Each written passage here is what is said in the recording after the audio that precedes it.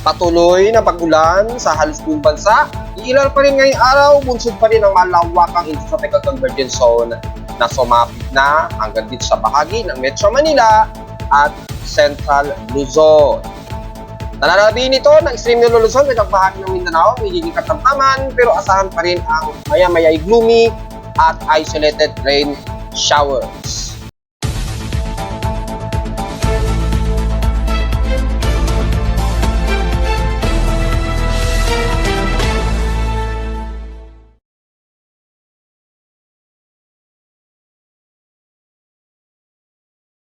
Hello, good morning mga folks. Welcome po muli sa ating daily weather bulletin at analysis para sa araw ng Biyernes, July 5, 2024.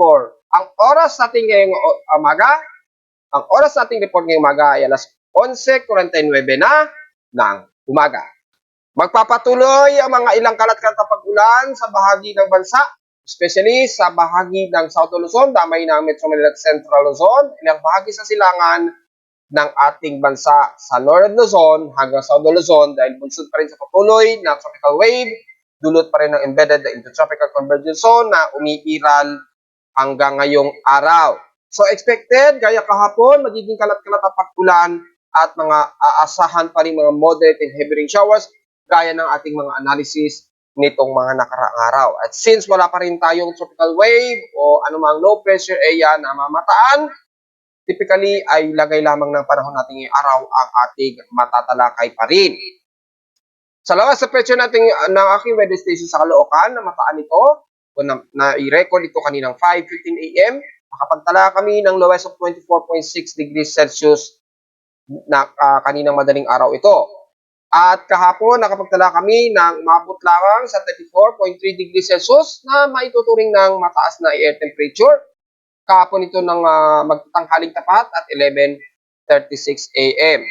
Ibig sabihin, mataas pa rin ang aming heat index na nasa 48.2 degrees Celsius. Ang aming init pandama despite na gloomy ang madalas dito sa Caloocan. At hanggang ngayong araw ay ganun din, gloomy pa rin at halos haze ang nasa paligid sa amin sa Caloocan dahil sa mataas ang saturation ng water vapor na aasahan pa rin na magiging maulap sa maghapon at mga kalat-kalat na pag-ulan.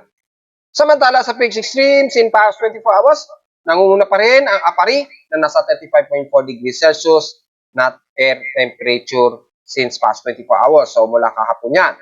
At sa Baguio City naman na pinaka-lowest na temperatura na itala na nasa 16.8 degrees Celsius na. Ibig sabihin dahil sa malakasan kasi na naranasan nilang pag-ulan, bumagsak sa 16.8 degrees Celsius na chiller na ang lamig ng nararamdaman sa Baguio in the past 24 hours dahil dyan.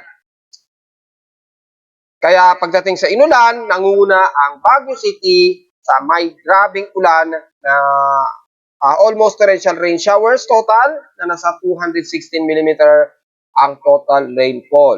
Kahapon, halos drizzle rain lamang ang naging pag-ulan sa amin sa Caloocan. Pero kaninang madaling araw ay nakapagtala kami ng 3.9 mm na total rainfall. Kaya medyo malamig ang aming temperatura sa Caloocan ngayong umaga. Nasa 29.9 o 29.5 degrees Celsius ang kasalukuy naming temperatura. So expected yan sa maghapon ay ganyan pa rin. Halos gloomy. Kaya asahan ang mga isolated rain showers. At sa ating outside humidity ay nasa 80%. So napakataas po ng ating relative humidity at bumaba ito ng 1% since last hour. Thunderstormy tayo ngayon at 1,007 hectopascals and steady ito since last hour. So mag-ingat po sa mga pagtulog at pagkilat dahil ang ating kasalukuyang atmospheric pressure ay nakapinpoint sa thunderstormy condition. So ingat po sa mga kababayan natin, lalo na sa may bayin ito ng kanluran ng Zambales at Mimaropa area. May mga pagkilat po tayo dyan at ayon sa aking lightning detection system, as of 11:50 ay nakapagtala kami ng 35 total lightning strikes ngayong umaga.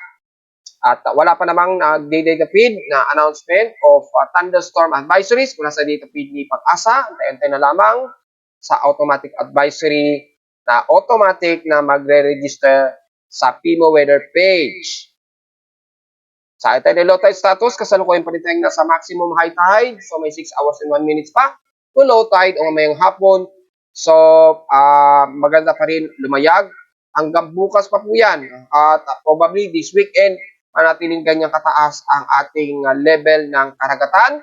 Dahil kung titingnan natin sa high tide and low tide status, nasa 1.5 meters po na grabing lalim o taas ng high tide natin ngayong araw. Magtatagal yan hanggang linggo, according dito sa ating forecast tides prediction. Hanggang linggo po na ang mananatiling nasa 1.5 meters ang taas ng high tide natin. So mag-iingat po, lalo sa maliligo, delikado po ang pumalaot, lalo na sa mga maliligo kapag ganito sa sobrang taas ng high tide. So ingat po mga kababayan.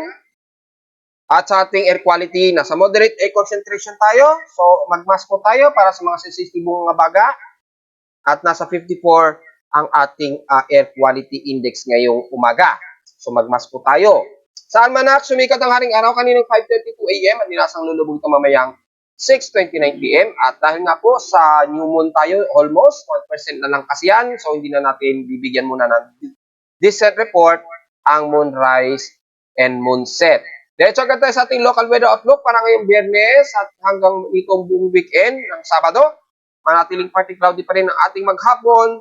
Kagaya rin kahapon, asahan ng mga localized thunderstorms sa hapon o sa gabi at patuloy mga kalat-kalat na pag-ulan ng mga moderate and heavy rain showers. Ganon din bukas ng Sabado. Ngayong araw, 100% pa rin chance ng ulanin. Hindi man sa amin sa Caloocan exactly, maaaring sa Karating Caloocan, gaya na lamang ng Quezon City, bandang Bulacan, at bandang Laguna all the way pababa o panorte sa Central Luzon. Highest and lowest temperature expected natin maglalaro sa 32 to 34 degrees Celsius and lowest temperature expected ay nasa 26 degrees Celsius. By the way, bukas yung chance na pag-ulan ay naglalaro sa 70 to 74%. So manatili pa rin mataas hanggang this weekend na makakaranas tayo na mga moderate and heavy rain showers sa iba't ibang panig ng bansa.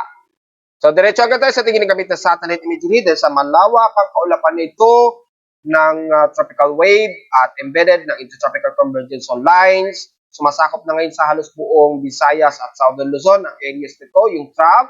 At dahil sa embedded ng tropical wave, yan yung tropical wave na yan, yung symmetry ng tropical wave. Bakit sinasabi natin symmetry ng tropical wave? Dahil habang gumagalaw po ang intertropical convergence lines dito na namamagitan sa bandang Visayas region, yung flow ng tropical wave nagdulot naman ng ilang simultaneous low vortex. Kaya yung accumulation ng water vapor ay mataas, nahihigop siya pa itaas, na tumetsyempo naman sa ilang kalupaan ng ating bansa. Mapapansin ninyo sa may bandang Kaluran at silangang bahagi ng Luzon, magiging mas maulap at mga pagpulog at pagkilat ngayon ng umiiral dyan, lalo na sa bahagi ng Cagayan Valley, Isabela, hanggang bandang Kasiguran, Aurora, and the rest of Quezon Province, hanggang sa bahagi ng Camarines Norte. So ingat po sa mga kababayan natin. Heavy rain potential ba? Yes, clusterized po. Kaya ingat sa posibleng pagbaha. Kita-kita naman po dito sa ating ginagamit na satellite imagery, infrared potential, heavy rain potential infrared, ay makikita po natin ang cluster ng heavy rain clusters dito. Ayan nararanasan ngayon ng mga taga Cagayan Valley, Isabela, Kasiguran, Aurora, hanggang bandang Baler. So ingat po sa mga kababayan natin dyan. Asahan ang malakasang pag-ulan at maaring magtawid dito sa bahagi ng Central Luzon hanggang sa bandang Kanluran, bahagi ng Zambales. Ingat po sa potential ng mga isolated rain showers. So, hindi maiiwasan na posibleng abuti na naman ang Metro Manila na mararamdaman muna dito sa may bandang Silangan, lalo na sa Taytay, Rizal, bandang Laguna, Quezon City, ganyan, bandang San Jose del Monte, Bulacan, and the rest ng bandang Cavite at Laguna ay makakaranas muna ng mga mas mauunang bugso na naman ng mga kalat-kalat na pag-ulan. Sa may bandang Kaluran naman, lalo na sa may bandang Ilocos Sur, hanggang Benguet at Baguio, makakaranas na naman sila ng mga kalat-kalat and moderate and possible to heavy rain showers na naman, na hihigit na naman sa 50 mm ang total rainfall. So ingat po sa mga kababayan natin and the rest ng Pangasinan hanggang dyan nga po sa may Tarlac at Zambales. Ingat pa rin po dahil very gloomy tayo dyan. Mataas ang water saturation. So expected ang biglang buhos ng downpour ng ulan na clusterized moderate to heavy rain showers and the rest ng Mimaropa area. Patuloy pa rin kayo makakaranas ng mga malakasang pag-ulan lalo na sa may bandang Puerto Princesa at dyan sa may bandang Balabac all the way hanggang sa Kalayaan group of islands. At pagitan nga po ng Zamboanga Peninsula hanggang Palawan, malakasan din po pag-ulan dyan. So sa mga lumalayag dyan, pagitan ay ingat po dahil malakas ang downpour ng ulan dyan. At dito naman sa may Bicol region, bagamat katamtaman na ilang portions ng dito sa Camarines Sur at ilang bahagi ng Iriga, Legazpi at Sorsogon, pero may mga maulap at ilang isolated rain showers ang nararanasan ng mga taga-Catanduanes at ilang bahagi dito sa may bandang Calawag, Kapalonga hanggang Labo. So despite na ilang parte ng Bicol region ay katamtaman, asahan pa rin ng mga isolated rain showers and localized thunderstorms pagsapit naman ng hapon o sa gabi. At ganun din sa buong Southern Luzon, kagaya kahapon ay magiging overcast gloomy din tayo dyan at asahan ang mga kalat-kat na pag-ulan na may ilang pagkidlat at pagkulog mula dyan sa may bandang Romblon, Marinduque, Sibuyan Island at Masbate. Siyempre, damay na rin ilang bahagi ng Buyas Island. Bagamat mas katamtaman ang lagay ninyo dyan, hindi natin nialis o ni-ruled out ang mga isolated rain showers pa rin. At sa buong bahagi ng Visayas, patuloy pa rin dahil nga po sa ITTZ embedded at malawakang tropical wave. Sa bahagi ng yan, ay mas makakaranas kayo ng mas maulap na himpapurin, so isolated din, at kalat-kalat ng mga pag-ulan na may ilang pagkilat at matulog ang iiral, lalo na sa kalurang bahagi ng Visayas sa Panay Island, Negros Region, damay na ilang bahagi ng Cebu at Bohol, lalo na sa bahagi ng Tagbilaran at Dumaguete. Ingat po sa biglaang downpour at mga pagbaha, just in case. Pagdating naman sa bahagi ng Leyte, mula dyan sa may bandang Maasin City, bandang Liloan, Hilogos, pataas ng Baybay City, mas maulap po kayo dyan at nakakaranas kayo ng mga cluster dahil sa trough ng rain cloud na bumabalot dyan. Ingat po sa mga potential na pagbaha just in case na biglaan lumakas at wag naman sana magkaroon ng pagguho ng lupa. Bagamat katamtaman mula sa may bandang Burawen, Dulag, pataas na yan ang bandang Biliran sa may bandang Leyte at Tacloban, ay asahan na maging part nito Monsoon Cloudy ang iiral lalo na sa hapon o sa gabi, kaya asahan pa rin ang isolated rain showers. Medyo maaraw muna sa may bandang Samar Region, sa may Eastern Visayas. Pero maya-maya, asahan pa rin ang mga isolated rain showers dahil nataas po sa 65% ang chance daw na uulanin ng buong Samar Region, especially sa hapon o sa gabi. So take note yan mga folks. At wala naman sa bahagi ng Mindanao ay gaya kahapon, ay mula sa may northern part ng Mindanao hanggang Zamboanga Peninsula magiging overcast and gloomy tayo dyan. At asahan ang mga kalat-kalat ng mga pag-ulan, clusterized na heavy rain showers, lalo na din sa may bandang Zamboanga City at islan ng Basilan at Hulusulo. Ingat po sa mga kababayan natin sa biglaang buhos ng ulan. Pero sa may bandang Northern Mindanao, mula Cagayan de Oro hanggang Butuan, katamtaman din lagay ng panahon, maulap at asahan pa rin ang mga ilang light o moderate showers maghapon.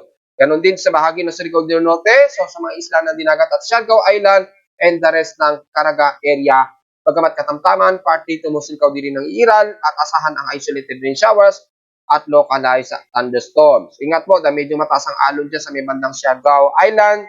Ingat po sa mga surfers natin just in case. At dito naman sa bahagi naman ng bandang Surigao del Sur hanggang dito sa may bandang Compostela Valley, papasok ng Davao del Norte. At damay na rin ang areas ng Davao del Sur ay magiging katamtaman muna. So medyo nakakaranas kayo ng medyo pag-araw dyan, pero may mga isolated rain showers pa rin kayo na naka-forecast dyan maghapon. So magdala po ng pananggalang sa ulan anytime. Kasama rin ang buong bahagi ng Sorsogon area. May ilang heavy rain showers na naranasan ng mga taga-Sarangani, Ian, Glan, hanggang dyan sa may bandang Jose Abad Santos at General Santos City.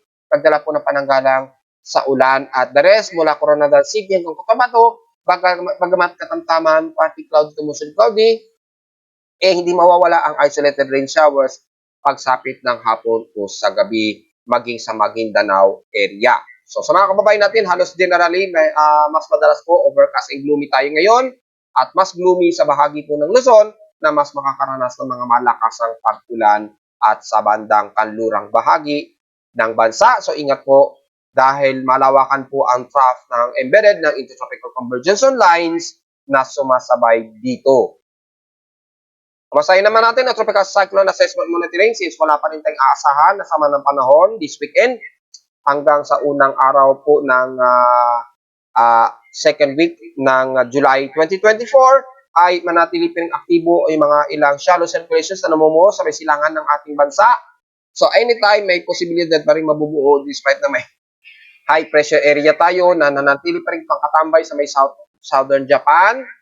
Ito kasi ang medyo pumipigil sa anumang low pressure areas habang may high pressure area. Tingnan natin dahil by July 6 to 10 ay mukhang humihina muli yung high pressure areas may bandang southern Japan. So tingnan natin kung may makakalusot na tropical wave dito sa may silangan ng ating bansa sa labas ng ating Philippine Area of Responsibility.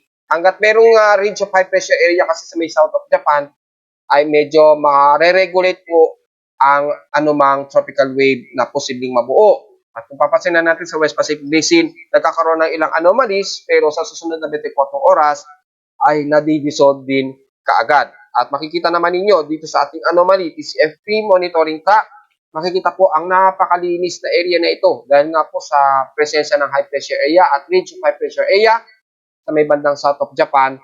Kaya yung klarong himpapawid dito ay mataas ang high pressure area. So yung accumulation dito ng intertropical convergence line na posibleng may mabubuo ay napipigilan kaagad. So wala pa rin tayong masyado may comment dito sa ating tropical cyclone information probability dahil nanatiling negative pa rin ang probability na may mabubuo this weekend. Well, titingnan natin next week dahil aktibo na ang ating mga Coriolis circulation dahil medyo mataas na yung intertropical convergence line. Mga nakaraang linggo kasi dito lang sa may bandang south of Mindanao. Ngayon ay bandang upper na ito. Tumataas na. Ayan, pumapagitan na siya sa ating bansa. Yung flow ng intertropical convergence line. So yung Coriolis circulations ay mas tumataas na yung mga sirkulasyon dito. So anytime next week, magkakaalaman kung may patuloy na magbubuo. Magdedepende pa rin ito sa high pressure area na pumipigil pa rin sa anumang tropical wave sa katimugan nito.